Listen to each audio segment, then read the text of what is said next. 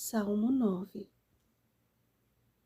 Louvar-te-ei, Senhor, de todo o meu coração.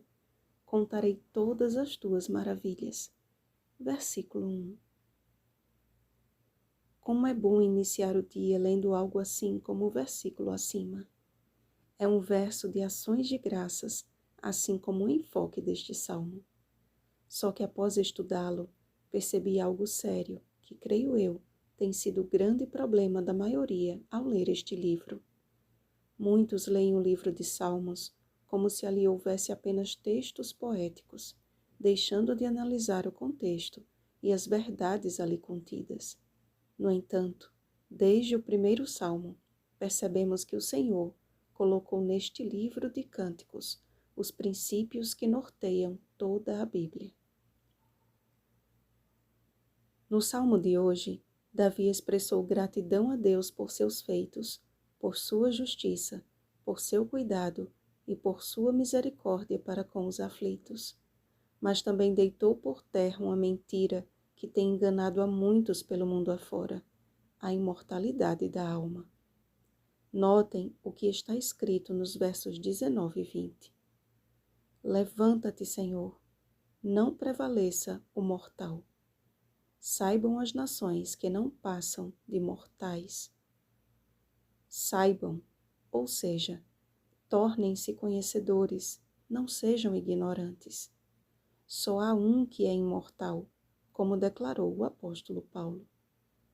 Único soberano, o Rei dos reis e Senhor dos senhores, o único que possui imortalidade. 1 Timóteo capítulo 6, versículos 15 e 16. Percebem? O que Davi escreveu no Antigo Testamento, Paulo confirmou no Novo.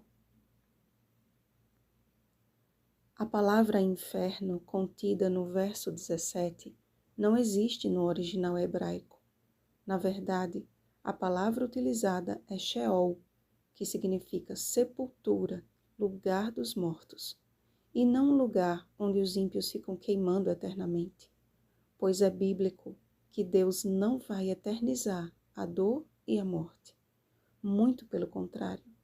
A Bíblia diz que após o juízo final, essas coisas não mais existirão. Leia Apocalipse capítulo 21, versículo 4. O contexto do versículo, portanto, diz respeito ao juízo final, que não se refere a um sofrimento eterno, mas à completa destruição dos ímpios, um destino de consequências eternas, a segunda morte. Apocalipse capítulo 20, versículo 14. Notem que Davi também destrói a ideia de um Deus tirano que tem prazer na morte do ímpio. Afundam-se as nações na cova que fizeram. Enlaçado está o ímpio nas obras de suas próprias mãos. Como afirmou o sábio Salomão, o cruel a si mesmo se fere. Provérbios capítulo 11, versículo 17. O Senhor mesmo disse através do profeta Ezequiel: porque não tenho prazer na morte de ninguém, diz o Senhor Deus. Portanto, convertei-vos e vivei. Ezequiel capítulo 18, versículo 32. Somos todos mortais, somos todos criaturas.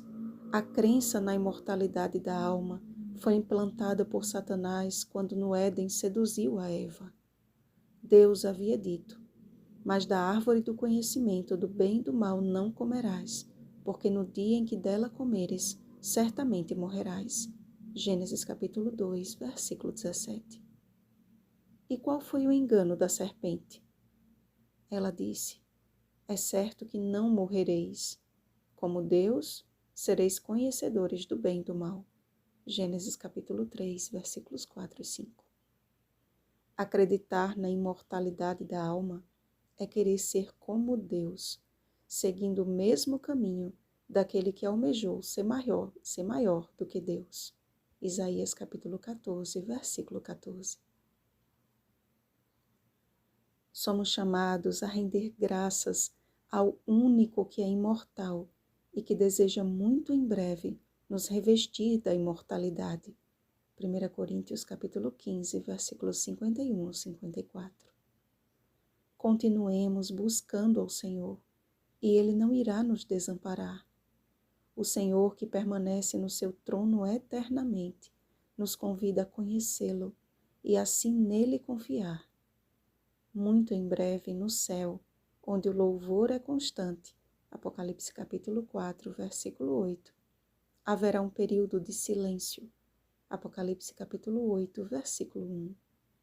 O louvor dos anjos diante do trono do Pai dará lugar ao louvor de um povo que sabe que a sua redenção se aproxima. De cabeças erguidas, Lucas capítulo 21, versículo 28, e de coração contrito, Jeremias capítulo 29, versículo 13, os salvos serão recolhidos de uma a outra extremidade da terra, Isaías capítulo 43, versículo 6. Os ímpios contemplarão o esplendor dos salvos e identificarão aqueles atalaias que por tantas vezes os havia advertido e se lamentarão com terrível angústia. Apocalipse capítulo 6, versículo 16. Não temos mais tempo a perder, amados. Quer as pessoas acreditem ou não, Jesus está às portas. As últimas vidas estão sendo analisadas, as últimas lágrimas de amor de Cristo derramadas e as últimas intercessões sendo realizadas. É tempo de buscarmos a Deus de todo o nosso coração e de erguermos as nossas vozes em proclamação do Evangelho eterno aos que ainda perecem. Que a nossa vida seja um genuíno louvor ao Deus que se aproxima. Vigiemos e oremos. Bom dia, aflitos à espera da redenção. Oremos pelo batismo do Espírito Santo. Oremos uns pelos outros. Rosana Garcia Barros.